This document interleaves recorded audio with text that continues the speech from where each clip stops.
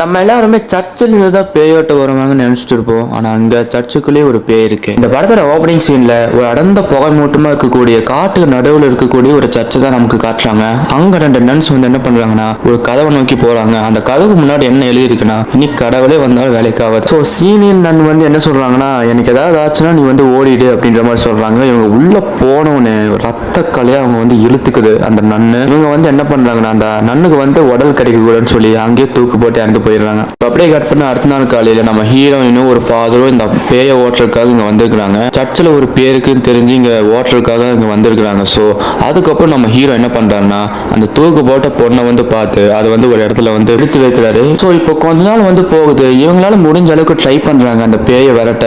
அதுக்கப்புறமா தான் தெரியுது அது நரகத்திலிருந்து வந்த ஒரு சாத்தான் அப்படின்ற மாதிரி. ஸோ அதை வந்து எப்படிலாம் வந்து அடக்குனாங்க என்னெல்லாம் பண்ணாங்க அப்படின்னு நமக்கு சுவாரஸ்யமா ஒரு ஹாரர் த்ரில்லர் சொன்ன கதை தான். ஸோ இந்த மாதிரி கதைகள் வந்து நீங்க முழுசா வந்து கேட்கணும்னா ரேஞ்ச் ஓவர் வாய்ஸ் வந்து சப்ஸ்கிரைப் பண்ணிக்கோங்க. பக்கத்தில் இருக்கிற பெல் ஐகானை ப்ரெஸ் பண்ணிக்கோங்க. அப்புறம் டெய்லி போடுற வீடியோ உங்க ஃபோனுக்கு வந்து ரீச் ஆகும்.